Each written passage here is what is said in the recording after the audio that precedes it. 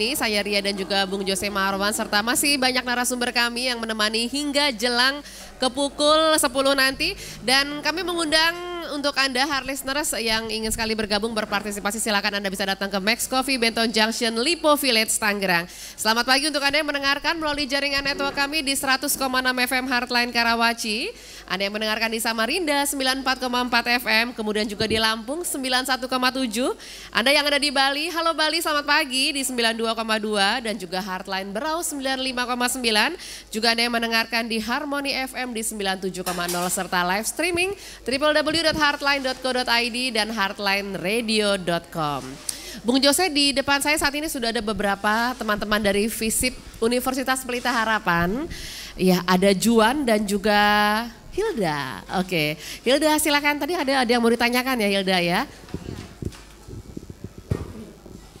Ya, nama saya Linda Francisca, saya dari Universitas Pelita Harapan, jurusan Ilmu Komunikasi. Saya mau penasaran nih, saya pengen sedikit tanya, kira-kira bagaimana ya persiapan MEA itu untuk mahasiswa-mahasiswi di Indonesia saat ini? Dan ada lagi satu pertanyaan lagi ya, gimana brand Indonesia dapat bersaing di kawasan Asia Tenggara? Terima kasih. Tentang brand ya, biasanya anak-anak muda nggak jauh-jauh dari brand ya. Oh, brand. Oke, kali ini sudah ada Atau Juan. dijawab dulu kali ya, Apa, Ria? ya? Dijawab dulu kali ya. Oh, langsung dijawab ini dulu. Pertanyaannya ke siapa? Ke saya bukan? Bukan. Ya? Oke, iya. Dari Linda, ini Linda. Oke, nanti kita jawab dulu. Oke. Mungkin ada yang menanggapi juga pernyataan dari Pak Lili tadi juga, boleh silakan. Oke. Ya. Pertanyaan Linda nih sama dengan yang dikirim oleh Dwi juga. Iya. Dwi menanyakan, bicara mempersiapkan manusia, maka kita harus melihat dunia pendidikan kita. Salah satu kekurangan pendidikan sekarang kehilangan nilai, membangun idealisme dan cenderung pragmatis. Nah, bener nggak sih? Ini harus tanya ke Pak Herman ini, Iya. akademisi dari Prastia Mulia ini. Gimana Pak Herman? Anggap aja ini pertanyaan di Sekalian kampus paralel gitu, Pak. kali ya menjawab pertanyaan. Selamat pagi ya, Linda dari UPH dan tadi Dwi. Mbak Dwi. Dwi ya. Ya, dari mana? Tidak Pak Yose? menyebutkan. Tidak menyebutkan. Baik. Pertama tadi bicara tentang ini siapa dulu nih? Linda dulu atau Dwi dulu? Linda dulu ya, yang sekarang ada di hadapan kita. Tadi cerita tentang bagaimana mahasiswa menghadapi MEA, ya. Saya pikir yang pertama, kalau Anda sekarang sudah jadi mahasiswa, ya, mahasiswa ini tentunya kan berharap tidak selamanya ya status mahasiswa, oke? Jangan abadi, Pak, jangan abadi. Udah Jadi nggak ada, pada kayak saat abadi. menjadi mahasiswa, jangan Iya. pusing-pusing mikirnya, ya. Yang dipikirkan adalah bagaimana belajar dan berkompetisi dengan kawan-kawan di kelas dan di kampus supaya Anda menjadi the best students in your university. Jadi lulus dengan baik, nilainya baik, tapi juga dapat pemahaman konsep pengetahuannya yang memang mendasar, serta bisa diaplikasikan tentunya setelah punya pemahaman yang baik. Ya. Nah, yang mungkin kalau boleh saya teruskan lagi pertanyaannya Linda, ya, tanya lagi setelah saya lulus jadi dari mahasiswa menjadi seorang yang siap berkiprah di dunia nyata, bagaimana dengan MEA? Boleh begitu? Boleh. Oke, nah kalau seperti itu siap-siaplah Anda pada saat sekarang menjadi mahasiswa, sudah mulai mempersiapkan diri, menempatkan diri sebagai seorang sarjana yang siap untuk berkontribusi bagi society, berkontribusi bagi perusahaan jika Anda menjadi professionals, atau berkontribusi bagi usaha sendiri dan stakeholders, baik konsumen nantinya kalau usaha sendiri, bagi karyawan, ya. Nah, seperti apa itu? Tentunya kalau misalnya nanti Anda berkiprah sebagai professionals, ya, pastikan bahwa perusahaan di mana Anda bekerja itu merasakan kehebatan dari buah pikir Linda. Kalau nantinya menjadi pengusaha, ya, pastikan bahwa produk dan brand Anda, ya, itu bermanfaat bagi si target market. Pastikan target marketnya perlu spesifik tentunya. Karena produk Anda adalah produk spesifik, pasti setiap produk. Nah, pastikan bahwa brand dan produk Anda, features-nya itu menjawab kebutuhan mereka. Kemudian juga menjawab kebutuhan society-nya. Kalau seperti itu, nanti siapapun yang sempat dengar akan mau mencoba. Yang mencoba akan mencoba lagi menjadi repeat customer dan mereka akan bercerita. Ya. Sekarang sudah eranya teknologi, mudah sekali untuk berbagi cerita. Siapkan brand yang menarik, yang mudah untuk diucapkan, yang mudah untuk di-broadcast. Ya. Yang menarik, yang banyak manfaatnya, Anda giring ya dengan komunikasi yang baik supaya mereka tinggal menyajikan saja kepada pihak lain. Jangan khawatir dan siap-siap untuk mendapatkan tambahan konsumen baru bukan cuma Indonesia tapi juga di luar Indonesia. Mudah-mudahan sementara jawabannya ya. Kalau misalnya kurang boleh nanti minta tambah lagi. Iya, tapi di dunia pendidikan sendiri Pak Herman, banyak nggak sih mahasiswa sekarang yang masih mereka nggak ngerti MEA tuh apa sih, MEA tuh sejenis makanan apa, minuman apa gitu, masih ada seperti karena itu tiap weekend dia ke Singapura, ke Malaysia kan, tapi udah dia biasa tahu gitu kalau gimana? Iya. Untuk Linda, Dwi dan juga semua pendengar Hotline FM, khususnya para yang masih duduk di bangku kuliah maupun sekolah, ya, saya titip pesan sering-sering baca, selain baca status di media sosial, baca juga berita. Baca hati orang tua juga Pak? Baca juga? Baca hati orang tua. Baca hati orang tua, ya betul. Ya, karena memang sempat juga saya amati, benar Mbak Ria, bahwa banyak yang mahasiswa sekarang itu nggak aware. MEA itu apakah sejenis bakpia atau sejenis martabak? Ya, jadi memang cukup miris ya dalam konteks informasi atau berita saat ini bagi mahasiswa atau kalangan muda secara umum itu masih belum terbiasa menjadi konsumsi sehari-hari ya. Tapi di balik itu, kembali saya selalu mengajak kita semua untuk positif ya. Walaupun kita tidak teman-teman muda kita tidak begitu aware atau paham tentang MEA, tapi saya yakin dan kita semua perlu yakin bahwa semua anak-anak muda kita sama seperti yang sekarang ada di depan kita ini, Linda dan kawan-kawannya dari UPH dan juga pendengar Heart Listeners yang lain, itu mestinya semua sudah punya bekal yang cukup untuk bisa berkompetisi. Ya. Yeah.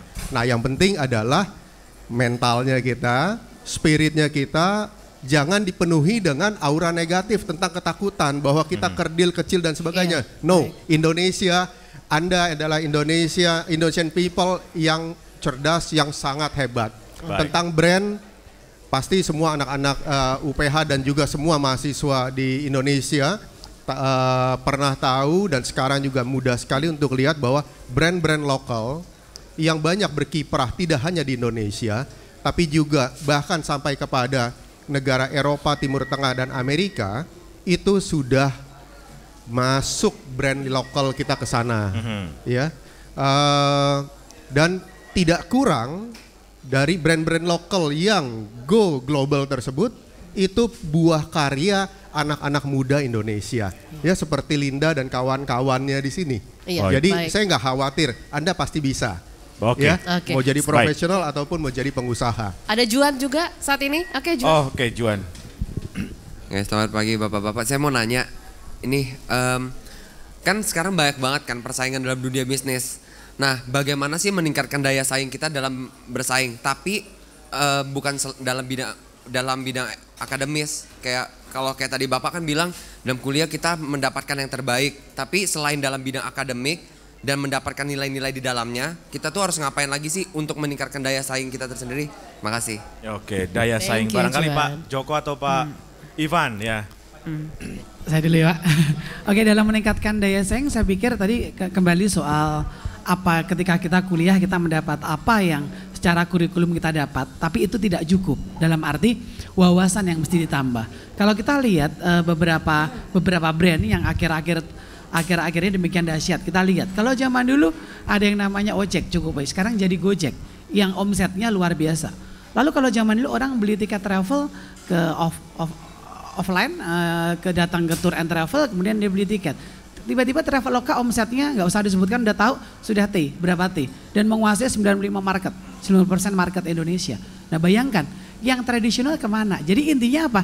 Kita mesti siap dengan perubahan.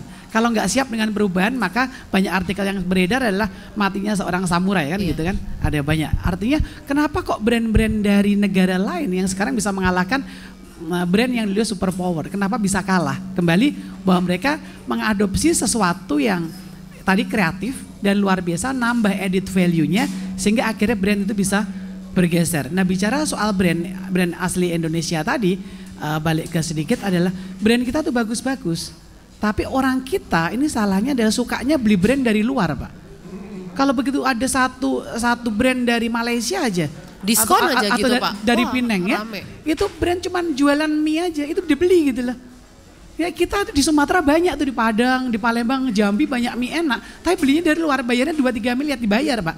Nah kenapa uang 3 miliar itu tidak untuk develop?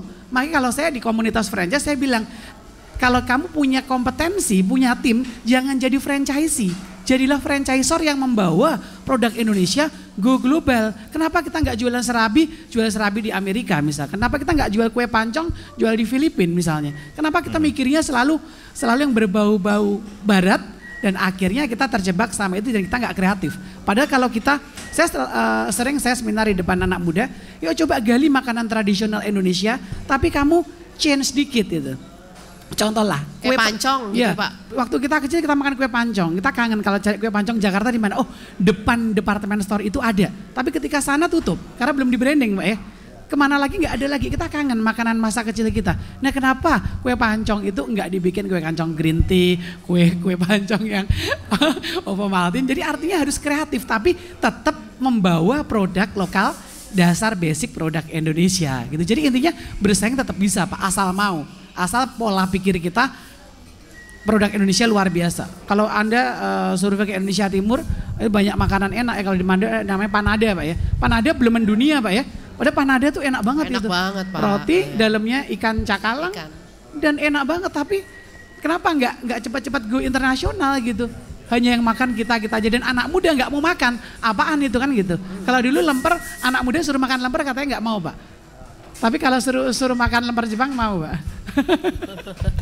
Iya itu kan gitu. Oke, gitu Pak. Oke. Silakan. Pak Ivan gimana menanggapi soal competitiveness nih Pak?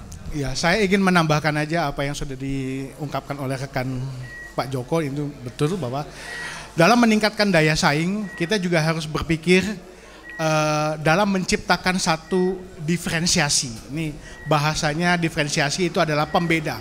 Apa yang membedakan kita punya dengan orang punya.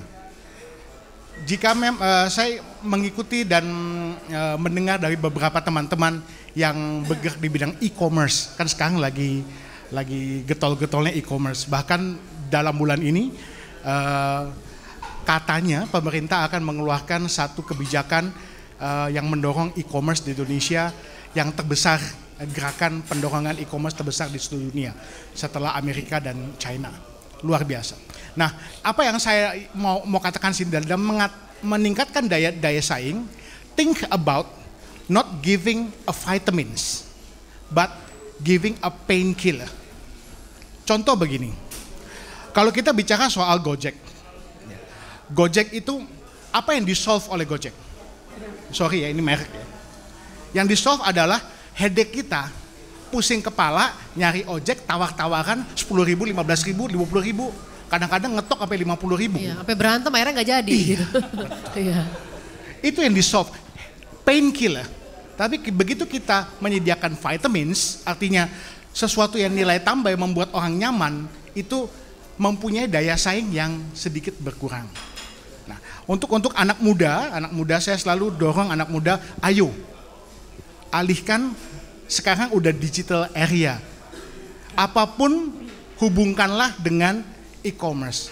Because e-commerce is going to be in the next 5 years itu bisnis yang menjamin atau menggoda, terutama dengan MEA. Nah, saya boleh nambahkan sedikit soal yang biaya atau keengganan daripada perusahaan di dalam melakukan pelatihan. Ini juga saya jumpai, Pak. Saya jumpai dalam begini. Satu perusahaan mana yang tidak perlu jualan? Loh, perusahaan perlu menjual produk. Tapi perusahaan menginvestasikan sangat kecil untuk pelatihan salesman-nya dia. Ini kan agak sedikit kontradiktif. Dan kalau kita tanya kepada teman-teman, Joan, Linda, mau nggak kalau lulus jadi salesman? Pasti mukanya beda. Mukanya gitu. Kayaknya salesman tuh tabu di Indonesia. Pada semua bisnis, semua usaha, dasarnya sales and services. Iya, tapi kalau di koran dibutuhkan HR department, Pak. Sampai di sana sales, jualan. Iya. Betul. Itu yang kejadian. Sehingga investasi yang dilakukan oleh perusahaan memang agak sedikit enggan. Nah, ini sebuah yang kontradiktif. Lanjutnya lagi adalah mengenai persiapan. Orang lulus kuliah. Nah, ini satu feedback juga dari klien kita. Banyak orang yang saya hire fresh graduate. Kok tadi Pak Joko juga mengatakan untuk greeting aja kok susah. Saya nggak ngomong Prasetya Mulia, Pak. Oh, itu luar biasa, bagus. Saya nggak ngomong UPH. Nanti saya pulang bahaya ini. University lain gitu bilang. Bahkan melakukan hal yang sederhana aja dia tidak bisa. Inilah satu lag di mana memang ada satu gap yang diajar umumnya. Seorang lulus universitas itu punya knowledge yang luar biasa, punya kemampuan berpikir, punya nalar berpikir, tetapi mungkin aplikatif di lapangannya belum. Sehingga banyak juga sekarang universitas-universitas mencari organisasi semacam kami, semacam AAMC untuk melakukan kerjasama sertifikat kompetensi pendamping ijazah. Oke. Untuk melengkapi apa yang harus dimiliki oleh si mahasiswa, sehingga begitu lulus dia not ready to be trained, tapi ready to work. Karena perusahaan kan maunya gitu, Pak. Ready to kita work ya. Hire orang ready to work. Kalau bisa hari ini di hire, besok langsung kerja. Tapi kenyataannya nggak bisa, mesti keluar lagi perusahaan uang. Nah, itu cost. Iya, seperti tadi Pak Joko sampaikan juga ya. Saya ingin minta Pak Susbandono menanggapi Pak Lili. Ini Pak Lili lagi keluar nih Pak ini. Tadi seputar apa yang disampaikan oleh Pak Lili tadi. Ya, meskipun Pak Lili sedang keluar, tapi saya tertarik dengan istilah beliau mengenai dua hal. Satu, ngakali. Ngakali itu menurut saya suatu kosakata Indonesia yang kalau diterjemahkan ke dalam bahasa Indonesia yang baku adalah rekayasa kalau bahasa. Enaknya direkayasa aja. Dua-duanya mengandung konotasi negatif. Dengan porsi ngakali lebih besar. Sebetulnya kalau saya menduga ngakali atau rekayasa itu bahasa Inggrisnya mungkin lebih positif. Re-engineering. Wow. Nah, jadi tapi kalau kita mengatakan ini motor saya rusak businya, oh di re-engineering aja jadi aneh. Diakali aja lebih gampang. Itu yang pertama. Dari ngakali timbullah kreatif. Orang Indonesia kreatif seperti kata Mohtar Lubis, saya setuju sekali. Ada ceritanya Mas Yose. Saya pernah suatu ketika nggak jauh-jauh lah, cerita saya di Singapura saja. Supaya gampang bayanginnya. Saya harus pulang naik pesawat jam 1 siang. Jam 10 saya masih jalan-jalan. Orang Indonesia kalau di Singapura kan paling senang jalan-jalan. Window shopping. Suatu ketika saya keluar, jam setengah 11, jam 11 saya keluar dari mall, hujan deras. Saya nggak bisa jalan ke hotel yang jaraknya cuma 100-200 meter dari mall yang kebetulan saya datang. Ya. Saya nggak ada jalan keluar, hujan deras, saya harus melewati di situ. Saya harus cepat-cepat sampai ke hotel untuk segera pergi ke airport. Apa yang terjadi? Saya ingat enaknya di Indonesia, enaknya di Jakarta. Kalau saja saya hari ini di Jakarta, maka di depan saya ada puluhan atau belasan ojek payung yang saya bisa pergunakan agar saya 100 meter bisa sampai di hotel dan saya tidak basah. Itu satu. Itu adalah kreativitas kalau menurut saya. Itu saya melihat dari sisi yang positif, itu namanya ekonomi berbagi, Pak. Ekonomi berbagi. Sharing ekonomi ya. Ya. Share ekonomi. Artinya apa? Anak kecil ya tidak perlu modal terlalu besar, tidak perlu kompetensi, tidak perlu pengalaman. Dia bisa ambil payung di rumah, hujan deras, dia pakai payung, dan yang lebih lagi manfaatnya bagi orang-orang seperti saya yang kala itu terjebak hujan di sebuah mall di Singapura, itu akan sangat-sangat bermanfaat. Ojek payung bisa dibuat aplikasinya loh Pak, lah, online. Itu terserah Pak Joko. Itu Pak Joko mungkin yang harus membuat. Banyak sekali di Indonesia model-model ojek payung. Ojek sendiri pun menurut saya suatu kreativitas yang luar biasa. Ojek. Ketika ada kemacetan, ada ojek. Itu adalah masalah yang menimbulkan peluang. Saya nggak tahu sekarang. Sekian tahun yang lalu di Tanjung Priok itu ada ojek sepeda, Pak. Ojek sepeda ya. Ojek sepeda. Kelihatannya tidak manusiawi, tetapi itu ekonomi berbagi. Artinya apa? Orang yang hanya punya sepeda, dia bisa mencari makan dari sepedanya. Yang ojek payung tadi juga kesannya tuh tidak manusiawi loh Pak untuk anak-anak. Ya, gitu ya, terserah. Apakah dia tidak manusiawinya karena kehujanan? Tapi yang jelas dia manusia kan? Ya. Apakah karena kehujanan? Tidak manusiawinya karena kehujanan? Atau tidak manusiawinya dia tidak bisa sekolah atau tidak bisa makan karena tidak punya uang. Kalau dia ngojek payung 1-2 jam, dia bisa makan dan dia bisa sekolah. Saya nggak tahu pilihannya bagaimana. Tidak manusiawi basah kuyup yang dia sebetulnya bagian dari permainan. Saya dulu waktu kecil tidak ngojek payung tapi saya hujan-hujanan. Si anak sekarang dia tidak main-main, dia hujan-hujanan dapat duit. Saya tidak tahu ini perlu diseminarkan di Prasetya Mulia lagi. itu contoh pertama. Banyak sekali apa yang disebut sebagai kreativitas versi Pak Lili yang hanya bisa dijumpai di Indonesia. Kalau saya berangkat kantor jam 5:30, jam 6 pagi, tiba-tiba saya kepengen beli koran dan saya sedang terhadang di sebuah perempatan traffic light di Jakarta. Saya tinggal buka kaca, datanglah itu orang jual koran, Pak mau Kompas, mau Media, semua koran ada di situ. Saya bayangin kalau saya sedang naik mobil di Singapura, saya butuh koran, saya harus masuk kawasan berbayar, parkir mahal, saya harus jalan kaki ke toko buku atau toko majalah. Alangkah sulitnya hidup di Singapura. Seminggu 2 minggu enak di Singapura, tapi kalau sebulan Anda baru kerasa bahwa Indonesia adalah surga bagi kita.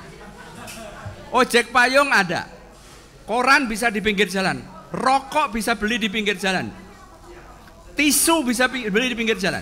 Kalau Anda di Singapura beli tisu, Anda harus pergi ke supermarket atau department store dan harganya jauh lebih mahal. Jadi itu tadi adalah apa yang disebut oleh Pak Lili sebagai kreativitas. Untuk Linda yang sudah tidak ada di sana, tapi masih ada di belakang, saya ngasih satu kata kunci Linda. Saya ngasih hanya satu kata kunci. Bagaimana saya jadi mahasiswa? Mas siapa Juan ya? Juan. Sekaligus jawab. Resep Pak Lili tadi adalah karakter, kompetensi, koneksi. Saya anggap Anda sudah punya. Saya akan tambahin satu lagi. K juga. Kerja keras. Udah. Anda nggak punya kompetensi, nggak punya karakter, nggak punya. Kalau Anda kerja keras, sukses lah. Ya kerja keras itu karakter juga, Pak. Apa? Kerja keras karakter juga. Ya. Udahlah. Pokoknya Anda kerja keras, Anda jadi pemenang di sekolah, menjadi pemenang di sekolah dan Anda menjadi pemenang di masyarakat.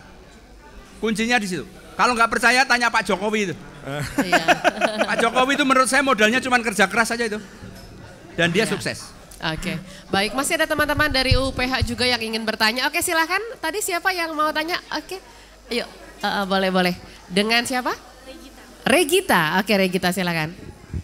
Pertanyaan pertama, kan MEA kan sudah direncanakan dari tahun 1995. Tapi kenapa baru dilaksanakan tuh di sini tuh 2016 gitu? Apa masalah terbesarnya?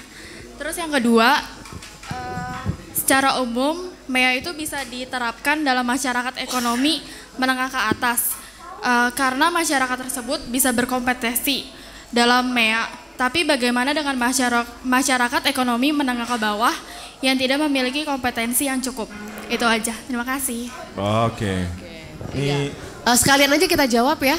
Oke. Oke, masih ada yang ingin. Oke, dari dengan siapa? Sorry. Tracy. Oke, Tracy silakan Tracy. Tracy bukan mahasiswa bukan? Oke. Iya, pengunjung di Max Coffee silakan Tracy. Iya, saya Tracy, alumni UPH 2009. Alumni ya? Iya, saya alumni. Saya mau nanya, menurut pandangan bapak-bapak sekalian, kalau MEA ini berlangsung untuk generasi mudanya gimana? Untuk persaingannya? Sebenarnya sama sih, aku pengen nanya juga pandangan bapak-bapak mengenai kalau misalnya generasi muda itu yang sekarang yang menengah ke atas kan mereka bisa belajar, bisa ngasah dari kursus dan lain-lain untuk berkompetensi kan. Tapi kalau untuk yang menengah ke bawahnya itu seperti apa? Karena kan mereka mungkin pendidikannya kurang dan lain-lain. Mau tahu aja pendapat Bapak tentang itu. Iya, satu lagi katanya ya. Lagi. Oke, nanti boleh kita jawab sekalian. Oke, dengan siapa? Jessica dari Ilkom Komunikasi. Nah, Bapak-bapak, pertanyaan saya, apakah pendapat Bapak-bapak apabila orang asing datang bekerja di Indonesia atau kita yang sebagai orang asing bekerja di luar negeri, apakah bisa menimbulkan problem sosial apa? Contohnya itu seperti demo dari Grab sama Gojek. Mereka kan di demo selama 1 hari, berarti itu juga udah menghentikan perekonomian selama sehari. Apakah tanggapan Bapak-bapak? Terima kasih. Ya, baik, terima kasih. Menimbulkan problem sosial. Begitu ya. Oke, Iya. mungkin satu-satu Ria, diulang lagi satu. Pertanyaan pertama tadi soal? Iya, tadi masalah kesiapan juga, masalah. Ini kayaknya mengetes saya gitu ya. Oke, silakan. Iya, waktu durasi. Ngeles ya, ngakali. Iya. Oh, ngakali. Kayak gini ngakali bukan sih, Pak?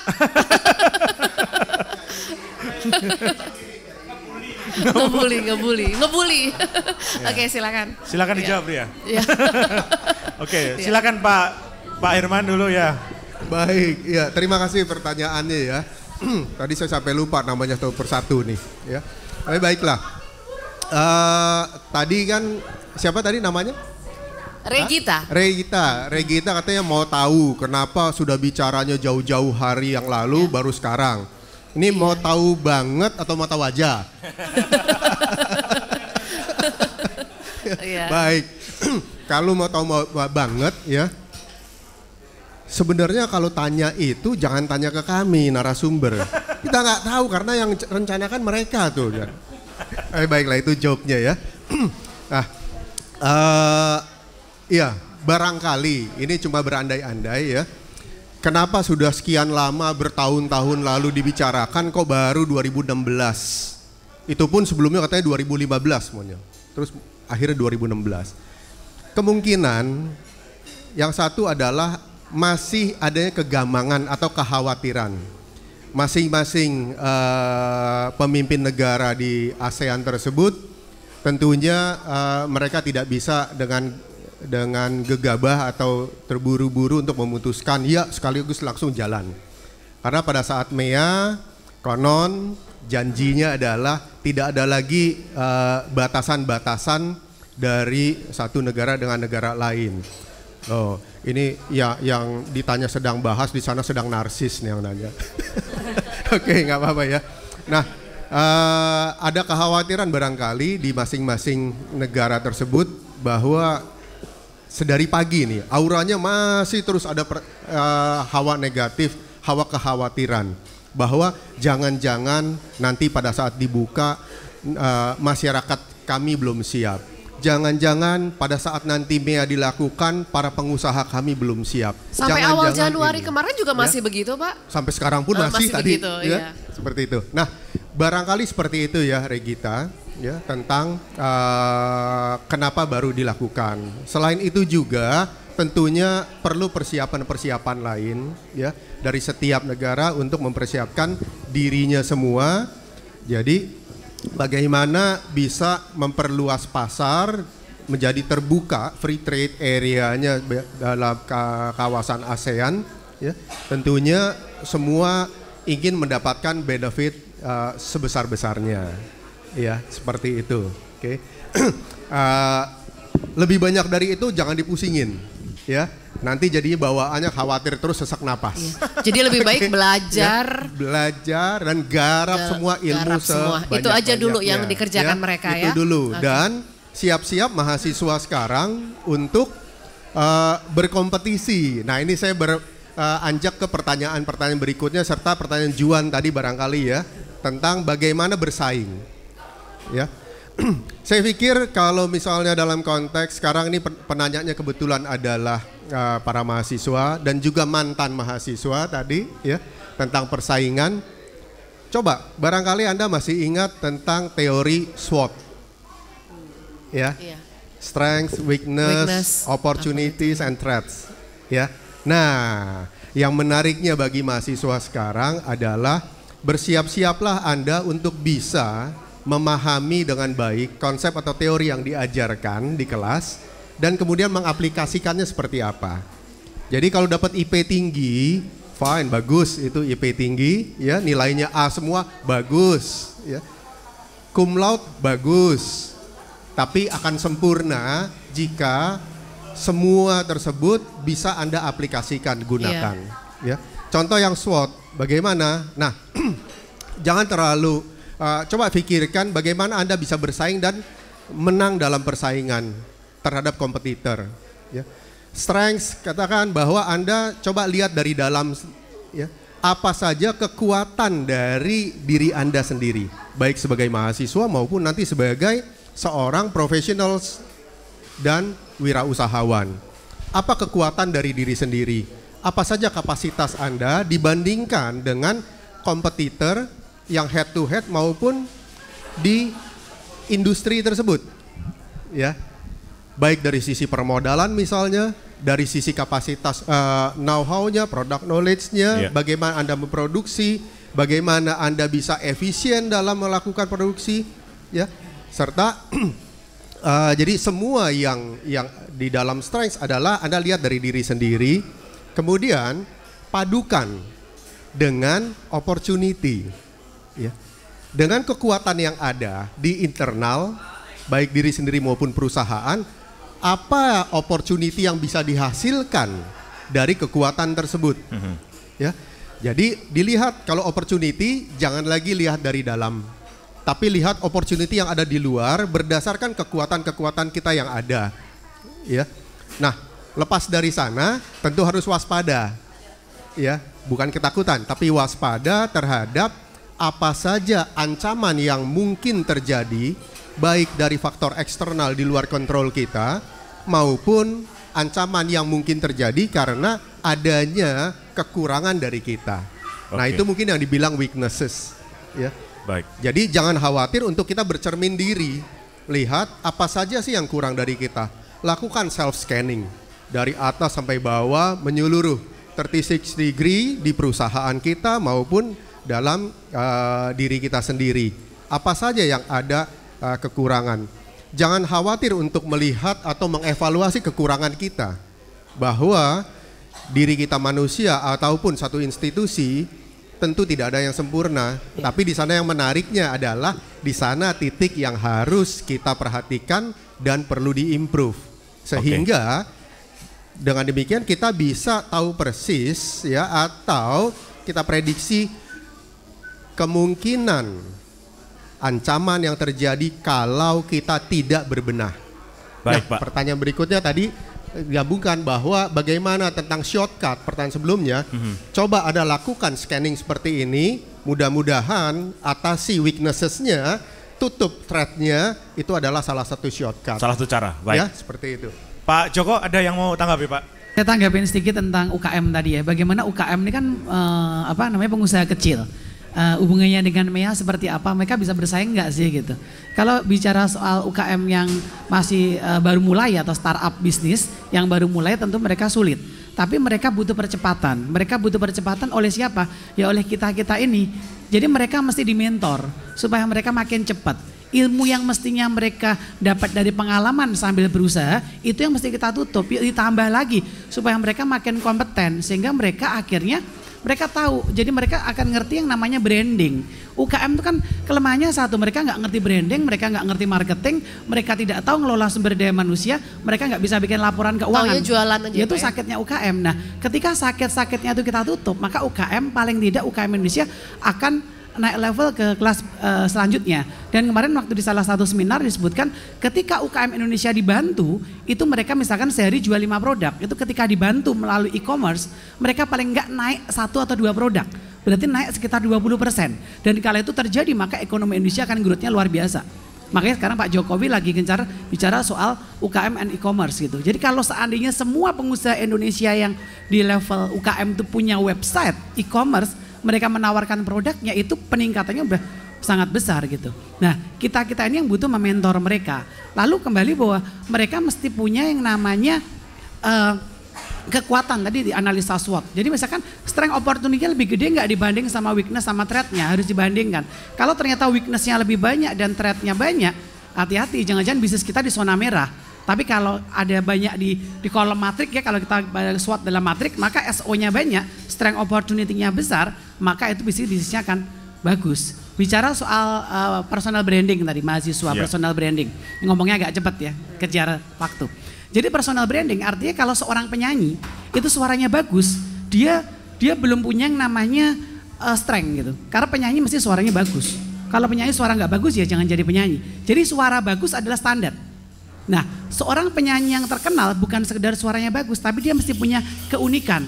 Kalau dalam bisnis mesti punya value proposition, punya yang namanya unique selling, punya differentiation. Supaya kalau yang lain tuh apelnya merah, apel saya hijau kan gitu kan. Nah sama, Anda sama-sama lulus kumlot, tapi Anda nggak jago komunikasi ya nggak bisa gitu loh. Jadi intinya bicara personal branding adalah keunikan Anda apa dan disampaikan ke dunia kerja Anda seperti apa supaya Anda terlihat beda di antara teman-teman mahasiswa yang lain. Belum tentu yang IP-nya paling tinggi, belum tentu saya bilang, tapi bisa terjadi belum tentu yang dia paling sukses. Selisih satu IP-nya 3,9, satu 3,5, mungkin sukses 3,5. Asal dia punya communication skill yang bagus, IQ-nya bagus, dan dia punya network yang luas, dan dia punya teknik negosiasi atau persuasi. Sehingga dunia kerja langsung terima dia, ini mahasiswa ini jadi banget ini, saya ambil dia deh seperti itu. Jadi mesti punya personal branding gitu ya. Oke. Iya. Pak Yusuf. Oke, baik. Pak Ivan, gimana menanggapi? Kayaknya udah lengkap semua ini. Iya. Dan kita juga sebentar lagi mau tutup nih. Tutup lapak. Kalau saya katakan bahwa mahasiswa itu memang adalah waktunya belajar. Ini saya mau tanya dulu nih tadi ngomong-ngomong soal SWOT dan lain-lain. Betul-betul pernah bikin nggak SWOT? Jangan-jangan nggak ada bayangan SWOT itu apa? Nah, ini adalah salah satu contoh di mana kita tahu mengenai knowledge, tapi kita tidak tahu bagaimana applicable daripada knowledge tersebut. Jadi pesan saya kepada teman-teman mahasiswa ini adalah cobalah sesuatu yang applicable, yang betul-betul touch to the ground. Contoh, di dalam melakukan UKM misalkan atau personal branding apapun. Memang betul yang dikatakan Pak Joko bahwa bukan penyanyi yang suaranya bagus itu sudah standar. Tapi bagaimana seseorang itu bisa memasarkan dirinya. Ya, jadi di Indonesia ini kadang-kadang ada beberapa kompetensi yang dimiliki oleh orang tersebut dan sudah kompeten. Tapi banyak yang hal-hal lain yang tidak dimiliki. Contoh misalkan seseorang mau buka usaha tadi seperti Pak Nandak ya. Tukang cukur itu ya, dia tuh cukur ahli banget, mau model apapun bisa, sampai orang botak pun dicukur bisa. Tapi mungkin kemampuan untuk mengelola bisnis. Gimana caranya bisa. Pak Borak dicukur Pak? Nah, tanya sama orang Garut Pak, jangan sama saya, karena kompetensi mereka itu bukan kompetensi saya. Tapi mungkin bagaimana cara mereka mengelola uang, bagaimana mereka membuat laporan keuangan, bagaimana mereka membuat izin-izin, itu yang perlu. Jadi perlu yang praktikal. Bukan yang ngawang-ngawang. Itu pesan saya. Thank you. Oke, baik. Nah tadi saya mengawali perbincangan ini dari Pak Susbandono ya. Beliau di HR udah lama gitu kan, di mengelola manusia. Kita mengakhiri dengan Pak Susbandono juga gitu ya Pak ya. Wisdom dari Bapak ini apa nih? Ketika kita bicara soal mengelola manusia Indonesia untuk kompetitif. Ya, terima kasih Mas Yuse. Nomor satu adalah kerja keras. Udah. Kalau bahasanya Jokowi adalah kerjo. Bahasa saya sama artinya kerja keras. Oh, saya pikir keras gitu, Pak. Nggak usah kerja keras satu kali saja. Karena sudah keras, Pak. Yang kedua adalah kita tidak perlu takut. Kalau kita bicara mengenai MEA, kita tidak perlu takut. Saya tambahin catatan, meskipun jangan juga terlalu berani dan terlalu percaya diri. Yang pertama kerja keras, tidak perlu takut, tetapi jangan terlalu berani. Dan yang ketiga, saya ingin simpulkan dari teman narasumber saya yang tiga ini adalah bahwa cari competitive advantage Anda. Tadi Pak Joko menggunakan kata value preposition. Cari competitive advantage yang Anda miliki. Cari competitive advantage yang dimiliki oleh kota Anda, oleh daerah Anda, oleh negara Anda. Dan eksplorasi competitive advantage itu. Sementara orang belum memenangkan persaingan, Anda sudah akan mempunyai keunggulan di bidang yang Anda kuasai. Dan yang keempat adalah tentunya yang terakhir ini adalah setelah itu semua dilakukan, marilah kita berdoa menurut agama dan kepercayaan kita masing-masing. Baik, kita harus akhiri. Saya pikir apa gitu ya. Tapi berdoa penting. Ini juga penting. setara senada dengan Jerry juga di Jakarta. Ya. Saya setuju dengan yang tadi disampaikan para narasumber, mentalitas itu penting. Salah satunya disiplin. Orang Indonesia harus disiplin kalau mau maju. Baik, para narasumber, terima kasih sekali sudah berkenan hadir di perbincangan kita Heartland Coffee Morning. Pak Susbandono, terima kasih. Kemudian juga Pak Joko Kurniawan, terima kasih. Pak Lawrence Ivan, terima kasih. Dan juga Pak Suherman dari Prasetya Mulia, terima kasih juga. Dan juga untuk para dan mahasiswa, juga untuk mahasiswi. semua teman-teman mahasiswa yang sudah hadir semua di sini, Bapak Ibu juga terima kasih. Tepuk tangan buat kita semua. Dan sebentar kita akan foto bersama juga. Ya. Terima kasih. Baik. Iya. Baik, kita harus akhiri dan tentunya terima kasih Heartless untuk Anda yang sudah bergabung. Terima kasih untuk Heartless yang sudah bergabung di Heartland Coffee Morning di Heartland Network. Kita kembali lagi ketemu Selasa minggu depan di Max Coffee Bentong Johnson Lipo Karawaci Tangerang. Stay tune, keep on growing, never give up. Visit us on